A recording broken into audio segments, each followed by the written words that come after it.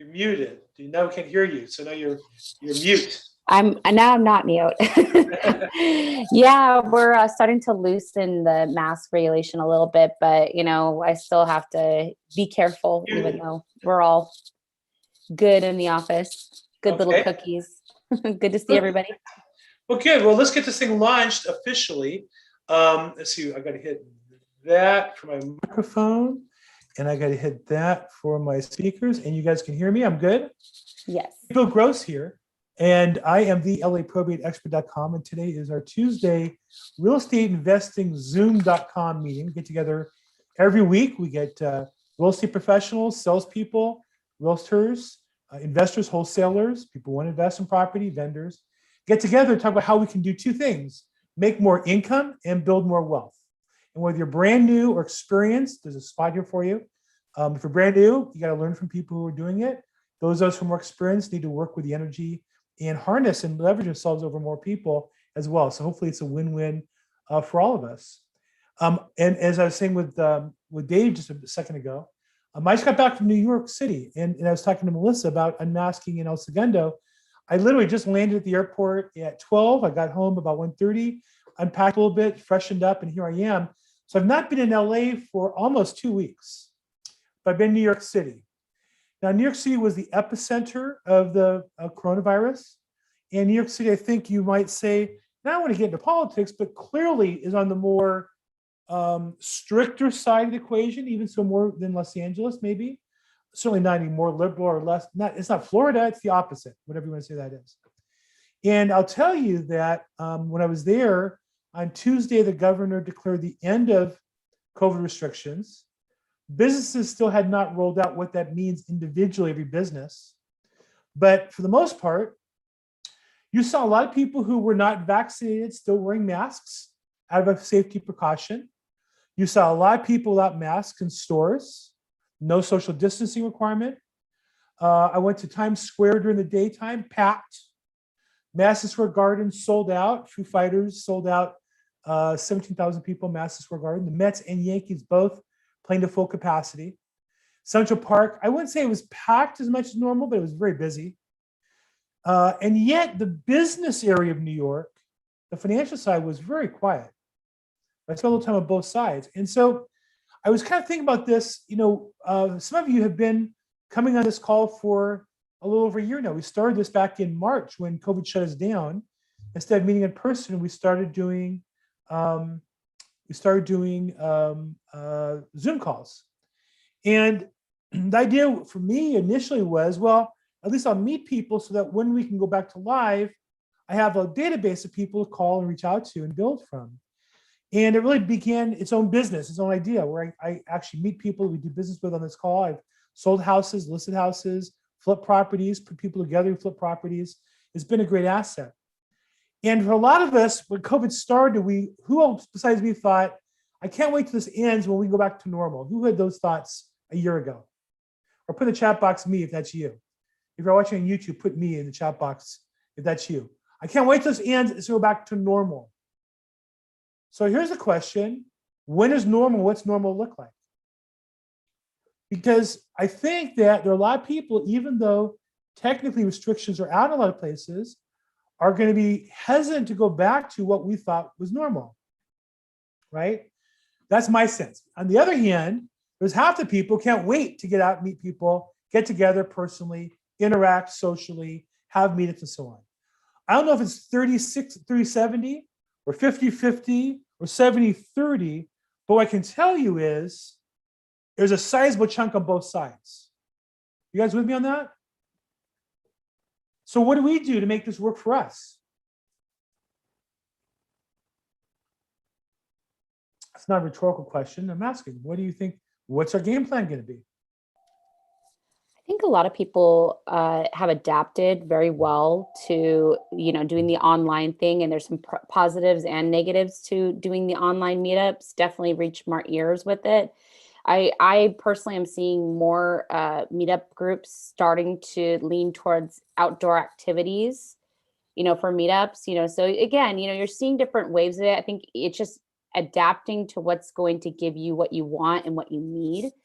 I think a lot of people too are starved for attention and that human interaction. So you're seeing a lot more people spend time, bumping elbows with you that normally wouldn't. So, it's just having the right mindset, having going out and meeting different people. And again, follow up. We talk about it every week. Follow up is key. You got to stay on the radar to people.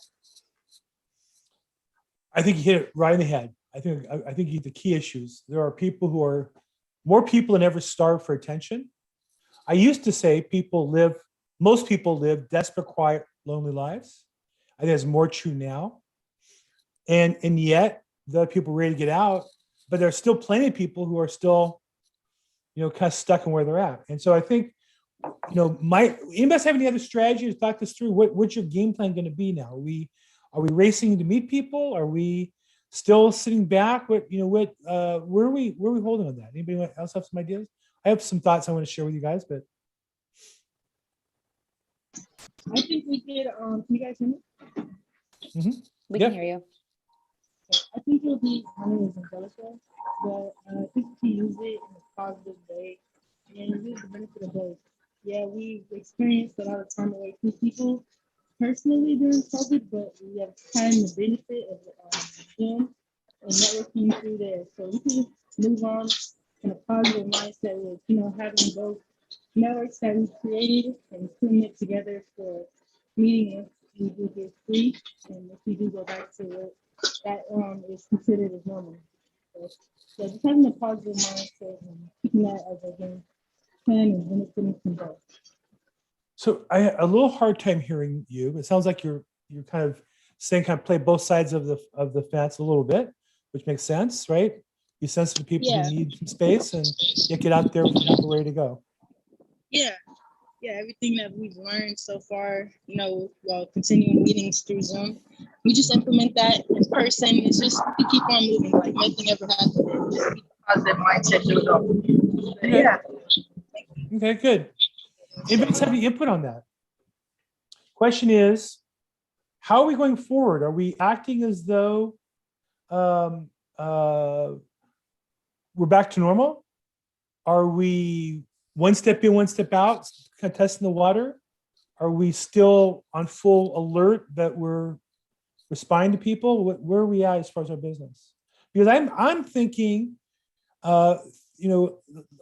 I saw 30% of New Yorkers wearing masks still, even though they're not required.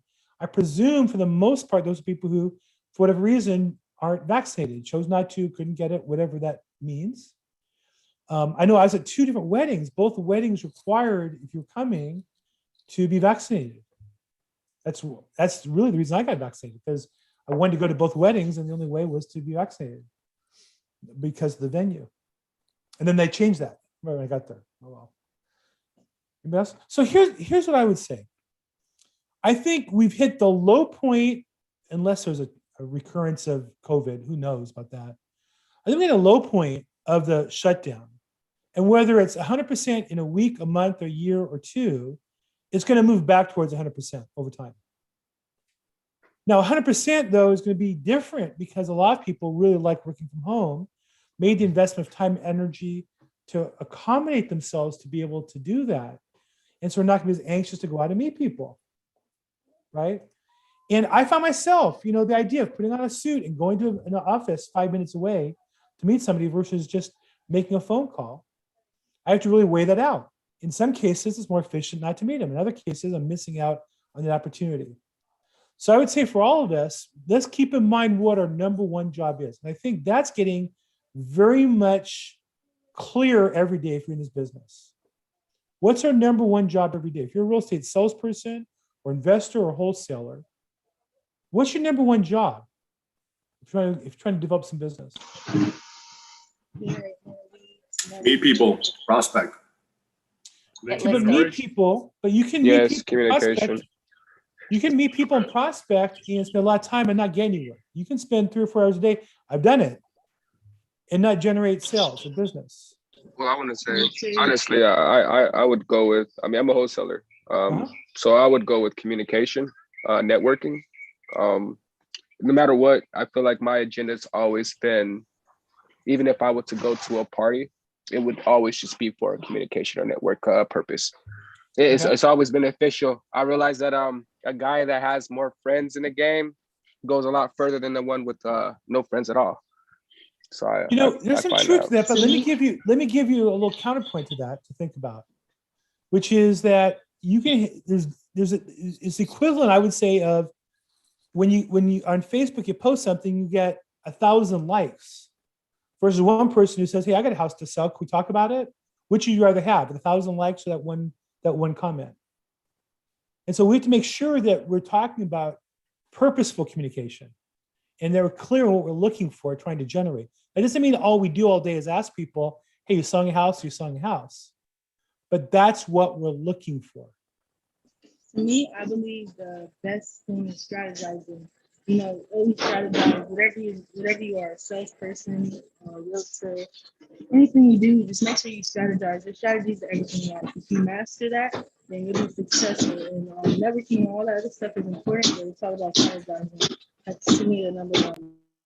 Okay. Well, and Angie, again, I would say to you respectfully, just to consider another point of view, I've coached thousands of agents with great strategies and plans. They just couldn't pick up the 1,000-pound phone and make a phone call. Or they couldn't get out of their office and go meet a person. So you think you believe?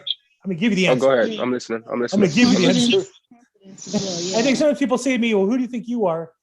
"Oh, I'm a real estate professional in this field. This is what I do. I've done for 36 years." I'm going to tell you the answer. I was gonna say yeah. Go ahead. I don't want to ruin it. No.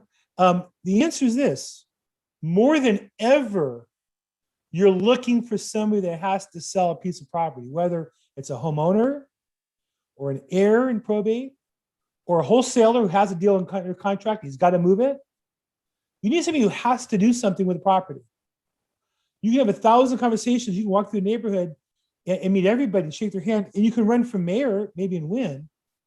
But if you don't identify people who are looking to sell their property every day, if you're not looking for that, you're not going to be successful in this business in the long run. And that's more true than ever today. Buyers are. Sorry to interrupt you. Just clarifying what you're saying. You're saying to know your market, kind of just know your water before you swim. Is that kind of what you're saying? No, I'm saying jump in and figure it out. But you better find people who need to sell their house. You need to find people. You need to talk to homeowners, whether it be phone calling, whether it be driving for dollars, door knocking, open houses, whatever it is. You need to be thinking about how many people am I having a purposeful conversation with. Now, that's what we want to get to. I'm not telling you to walk in a party, Tyrell. I'm not saying walk in a party and then go walk up to everybody, "Hey, you selling a house, you're selling a house." I'm not saying that. But I'm saying if you go to a party, meet 100 people, somewhere along the line, that better lead to somebody who needs to sell property, or that party is a party you shouldn't go to. Right? There are plenty of networking meetings I get invited to. And I could call them work. I could put on a suit and tie. I could show up. I could talk to people for 4 hours. But if it doesn't lead to somebody saying, "Hey, I need to sell a property," and talking to me about it, that's not going to move the needle. And here's what I'm going to tell you guys. A lot of agents I've heard, and I feel it myself, the business has gotten tougher. Inventory is tighter. Inventory is not tighter. It's not absolutely not true. It's mathematically, I can prove the point. Because sales are about the same. And every sale, there's a buyer and a seller. What's happening is there's more sellers who are off market. There's more sellers moving more quickly. And it can just take more education to create more sellers, obviously, as well. I mean, you can also create Zooms and just bring people to you, market those Zooms just like you do, only to public. That's exactly what I'm trying to do here. And I would urge all of you to do that. But the point is that you can have a Zoom. I was invited by somebody who runs a social media group, and what they do is they get together. It would be like if all of us, I said, "Hey, let's all go to each other's Facebook. Let's all friend each other. Let's all like each other's posts." We create a bunch of likes and a bunch of activity. But if we're not in a purposeful relationship, those likes and the interaction really isn't of value. There are people who build, YouTube followings, and they use paid advertising to build it. Nothing wrong with paid advertising as long as it's targeted. But to build your following for the sake of a following can feed your ego, but won't feed your family. And so I want to urge you guys is to make sure you're not spending too much time working on your plan. I get people, new investors, wholesalers, I'm building my Rolodex of investors. Believe me, you don't need a Rolodex of investors. You got a good deal, come on this phone call, call me, text me. We'll get it sold, we'll get you paid. I had somebody send me a deal literally an hour ago. That's not a deal. It's, they want 620 for houses worth about $600,000. Good to So it's see not you a- guys. It's just not a deal. But if it was a deal, if they wanted to sell it for 500 because it's in bad condition and they need cash in a week, I can get them that money right away. That's a deal. So what we got to be doing regularly is looking for people who have to sell property. So I wanted to share a little bit today. One of the topics I want to talk about each week, we're going to do a little bit on what I would call a sales system. And the past weeks, we talked about goal setting and time management. And I wanted to talk today, we talked about a business plan, prospecting. So today I want to talk just a little bit about lead follow-up. Because I think that we've got to be really clear on what we're looking for.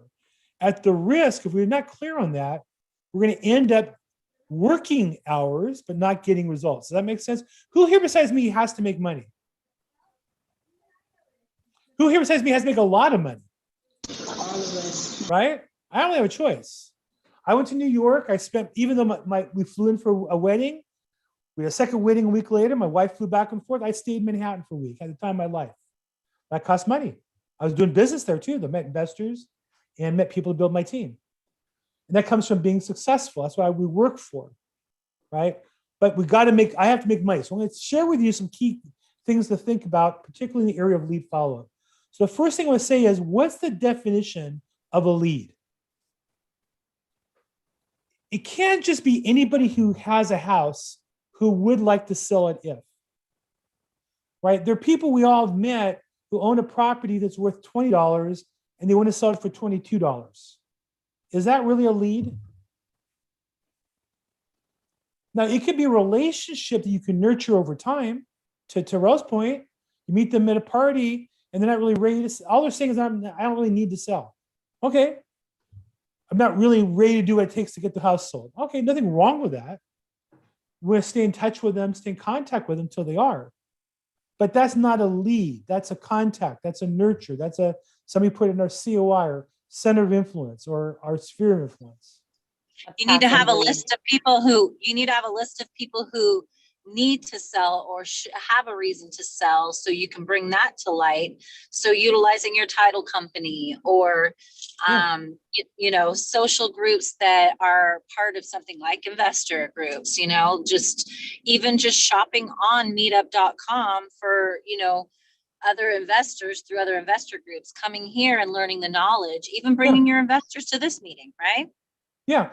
Yes. Now, just because somebody's here doesn't make them a lead, makes them a contact. I'm suggesting there's a definition of what a lead is. Lead is somebody who wants to do something right away. Prospective sellers. Well, not prospective. I'm talking about they want to sell their house. Prospective is, if I got the right price, I'd sell my house. But, we'd have to move. We're going to move to South Carolina. We haven't gone out to South Carolina yet, so we don't really know. That's different than somebody who is, hey, our daughter graduated. We're ready to pack up. And we're going to South Carolina next week to look for new houses. That's a different person. The second one's a lead. The first one is a nice person, contact.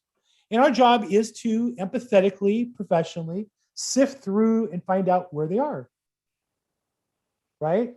Because we don't want to spend all of our time on people who aren't leads. We identify, are they a lead or not? If they're a lead, then we do certain things to convert the lead into a sale. If they're not a lead, we need to put them in our nurturing system. And here's a statistic. Our average lead will convert 2 years after we talk to them. That's why most salespeople fail, is they don't follow up past 90 days. We get a new lead. We meet somebody at a party, like Tyrell was talking about. They say they want to sell their house. Oh my God, I'm so excited. I got to sell his house. We talk to them. We go meet with him, put our best clothes. We show up at his house.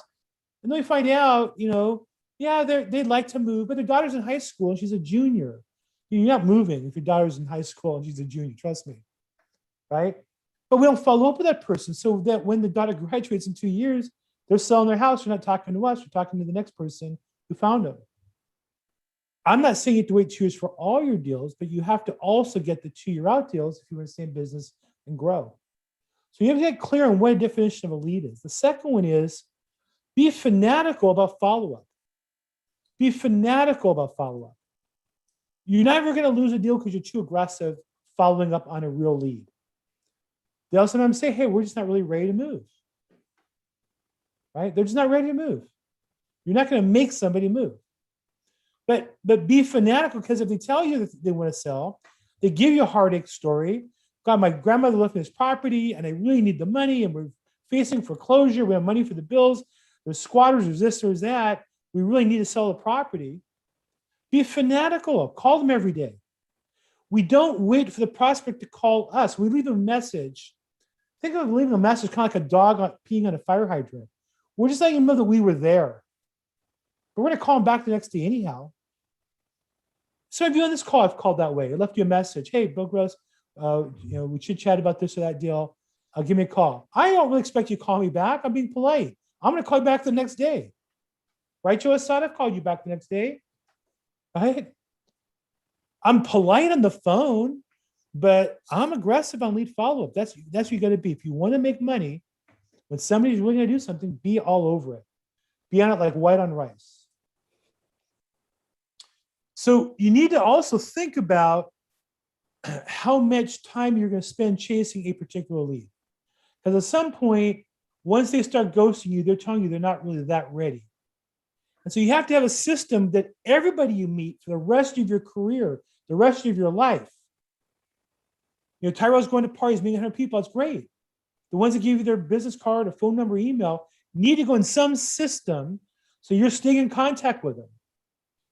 Regarding real estate, social media, email, I email people I meet every week until they unsubscribe forever. And I don't think a person they unsubscribe. I really don't. I don't really care. Sometimes they unsubscribe because I have 2 email addresses on them. And I generally call them about every 90 days if they're in my sphere of influence. But that's a nurture. They're no longer a lead. So once you find somebody really isn't interested, you need to move it aside. Another point that we don't realize is about 3/4 of your business will come from lead follow-up, not the initial call. We think we're going to talk to somebody, they're going to say, oh yeah, I'm ready to sell my house, and right then and there, go to a sale. But it takes time to build a relationship with people. Most of the time, it requires days and in a week, 10 days. We think we got the deal on Friday, then it's Monday, then it's Tuesday, Wednesday, Thursday, Friday, Monday. That's me. I'm all the time frustrated. I can't get the deal signed, but that's just the process of sales. It takes sometimes a couple weeks to put together what seems like a deal's ready to go. Not saying it has to. I've sold houses in 5 days, but that's the normal pace that people take. Is it takes longer than we think it should take. And so just know that a lot of your appointments, and I'm just talking about meeting with the people, will be after several contacts, not just the first one. Okay? I think also too, establishing what the ground rules are and what their expectation of timeframes are. So then you kind of have a better idea about where you're going and how much nurturing you have to go. Because of course you can call them back day 1, day 2, day 3, day 4, day 5. But hey, I need to know on a scale of 1 to 10, 1 being I'm ready to sell today, 10 being that, you need to hit the road. And I won't take it anything personal. Where would you find yourself? So, and it's not really aggressively putting in because it may have nothing to do with you as a person, Right. But you don't get discouraged, but you set that ground rule. So I know that all right, I'm not going to waste my time calling you every single day. I'm going to call you in a week because you have to talk to your brother about XYZ because they own half the property. So, I think that's another way to be able to nurture the lead, stay on top of them, and then making sure that you know what their boundaries are and your boundaries are. But on the flip side, if I talk to you today, Melissa, and you say, well, I'm going to talk to my brother a week from today, I'm not going to wait till a week from today, a week from tomorrow to call you. I'm going to find some reason to call you tomorrow or the next day to follow up. Hey, I got some more information. I found another property. I found some more this information, that information. I want to build a relationship so that when you talk to your brother, you're sold on you. Build rapport. Exactly. That's important. Important keyword. Generally, I'll call people 3 times, move them 3 times in a row and daily. Then I'll move them to a weekly 3 times. And then if they're responding, then I put them into my sphere of influence. Call them every 90 days. It's like new data. So you have to have your system of what your rules of engagement are with people and stick to them. Don't consider all those people you have to be leads. Know that some of them you have to call back. That's just the process. And then just know that if you're not getting a lot of business from lead follow-up, you're not doing a good job. If the only business you get is a one-time phone call, you put in escrow and you sit around wondering, why am I not doing more business? It's because the other 50 people you talk to, you're not following up with them aggressively enough. So lead follow-up is the key. We say in real estate sales, we prospect for show, lead follow-up for dough. The real money is in the follow-up.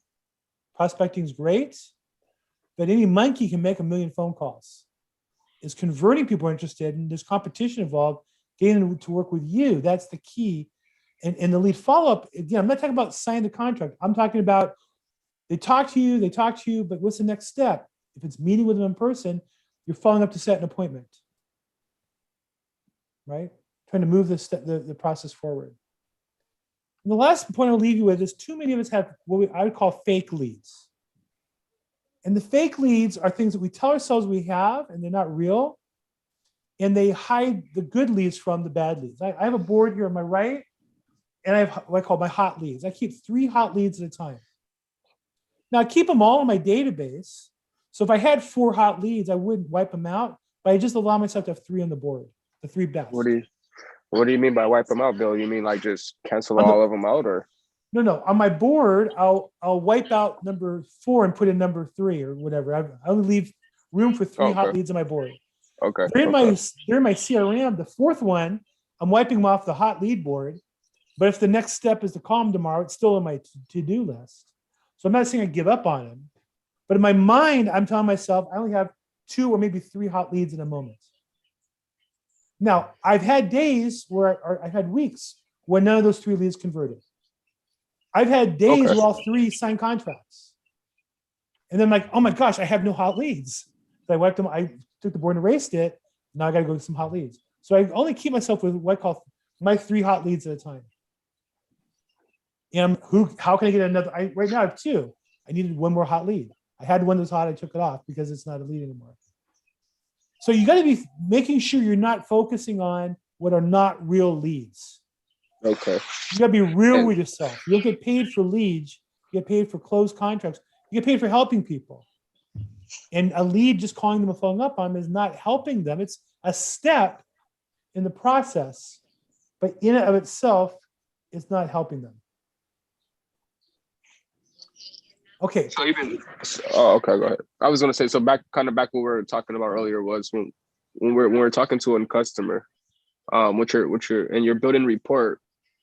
What happens when they're like aggressive on their first call? Should I still stay on the phone with them and try to diffuse them, or should I just end the call if they're aggressive, depending on their attitude? Well, I would never end the call if I'm on the phone with them. If they're on the phone with me, they're engaging. I'll give you a quick story. So the rule is this: you never hang up on the lead; they hang up on you. Right. You generally have to mirror the prospect, but a little less so. So if they're an aggressive at an 8 level, you want to be a 7. You want to bring them down a little bit, you go to like a 7 or a 6. You're not a 0, you're not a 1. You just come down. You're a little below them, right? So when I used to cold call expire listings a few years ago, I used to role play every day with a partner. Actually, he's done real well. He's moved on. Lost track of him. I just found him about a year ago. We used to role play every day from 7:30 to 8, and then we start prospecting 8 to 11 every day. And in our role play, we want to make it real. Now, if you ever play sports, you want in sports when you practice, you want your practice to be intense. You want your practice to be as intense as the game. Otherwise, when game time comes, you're not ready for it. I went to college at USC. I was on the debate team there. Our practices were so brutal, the tournaments were a joke to us because we were so good in practice. Like we're a video ready game. For it, right? Yeah. So, exactly. So, my role play with my partner, the rule was we had to have 1 F-bomb, I don't want to say what the word is, per role play. We wanted to have at least one of the customers, when we role played with each other, be aggressive to the point of swearing. And we did this for a while because that way when somebody would yell at us, we didn't lose our temper. We didn't get caught up in it. We let it bother us. We didn't let it stop us from doing our job and building our business.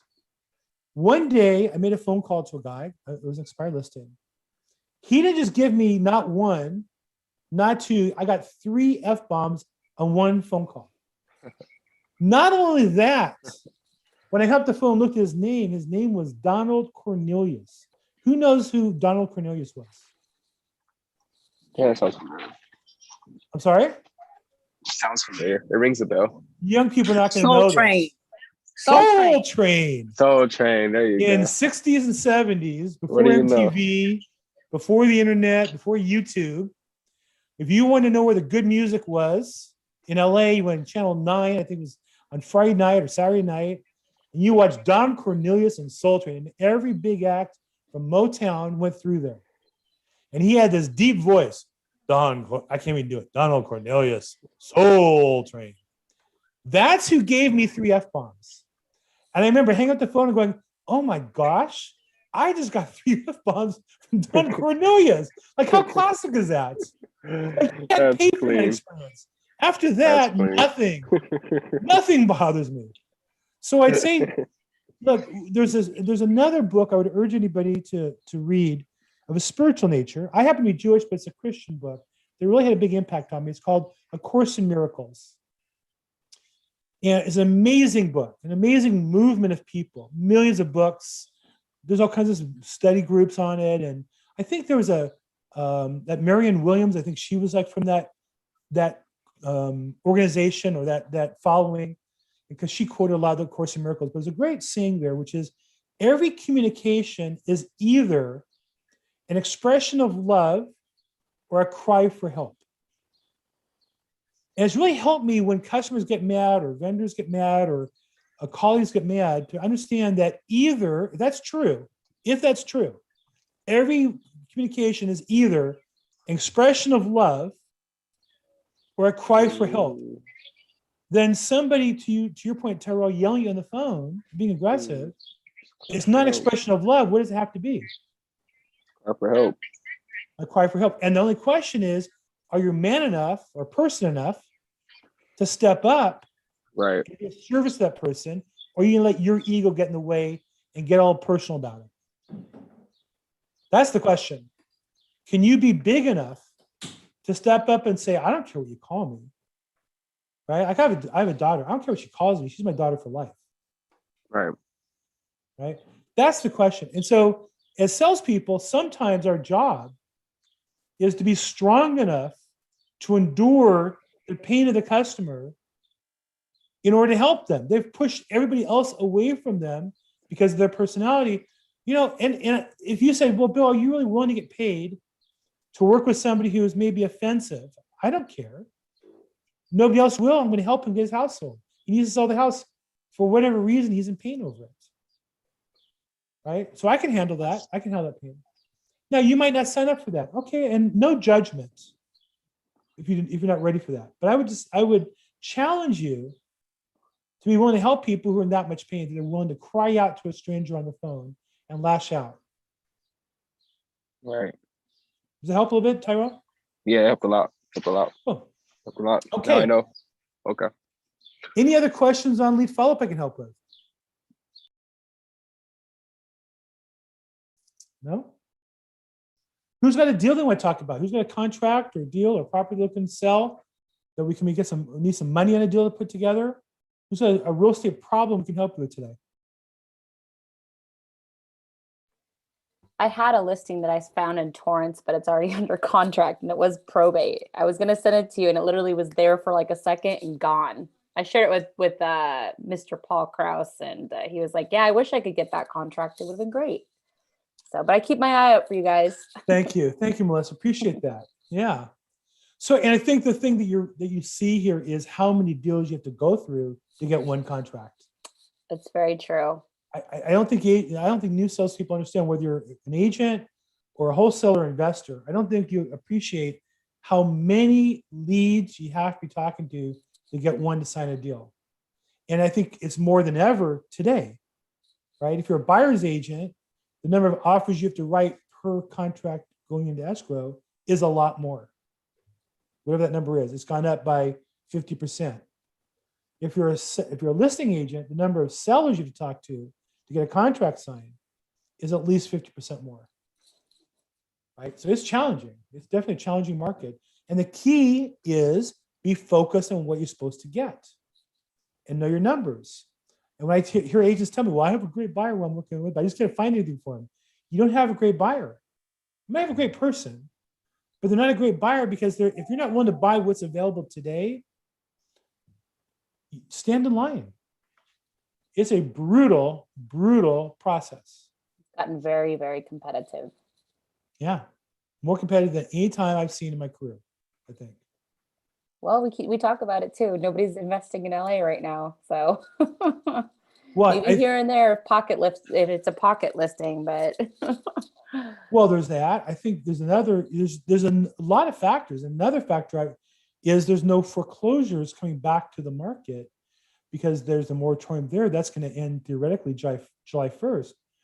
I'm sorry, the 10 eviction ends July 1st. June 1st, the trustee sales start again.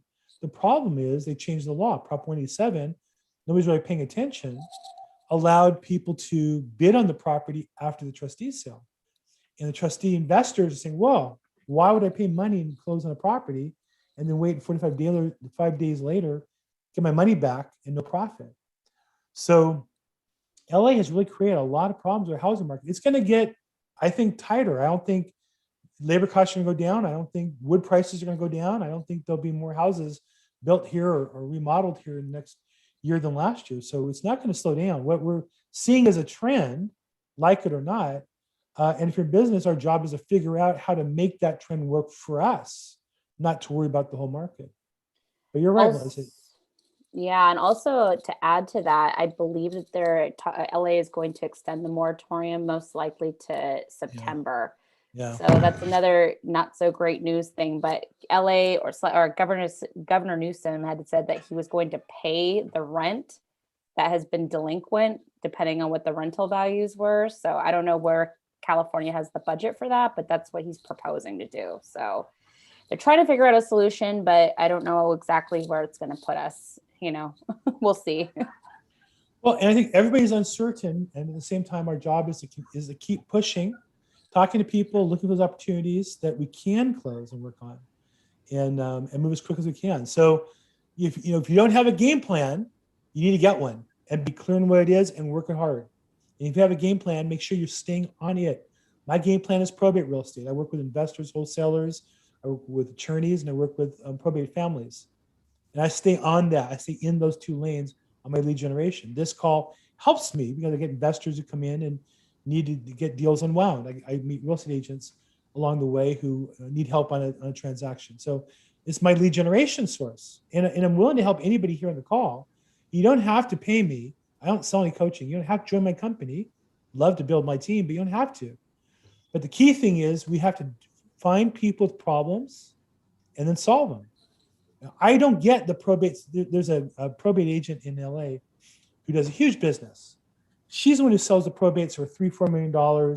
We put the cookies in the oven and perfume around the house for the open houses. Yeah. I get the ones that everybody's scared to walk in, right? I do about 5 of those to get paid for what she gets on one of hers. But I don't mind. I get paid on mine. You still get paid. Good. I get paid. I even go to the property. Usually I send somebody to go for me, to be honest. Right. So again, whatever it is, stay in your lane and work hard. If you don't have a game plan, you like to find one. If I can help, give me a call. In my emails, you'll see there if you want to set an appointment, click on it. I really offer anybody who needs some help 15 minutes of free coaching. I don't sell coaching, so it's not a setup to join my coaching company. It's not a setup to sell you anything. I don't have anything to sell you other than if you need help selling a house, I'm a broker. But I'm glad to help if I can. But get a game plan, work hard on it. Work harder now than ever. But I want to tell you, we're in a transition moment. Things are going to open up. I don't know if it's going to be 100%, maybe it's 50. But we're going to go to 50 to 90% really fast. And you want to be at the front of that wave. If you ever surfed, you want to be in the wave, you get clobbered. You want to be in front of the wave so it pushes you forward at a high rate of speed. And I think for most of you now, and I'll repeat this, I think I say this every call. I've been in real estate since 1986. There has never been a better opportunity to increase your income and or to build wealth than right now. No. Never. Yes, it's scary, but it's cool. It's Never. cool. Never been more money. If you're brand new and have no money, there's never been a time we didn't need any money.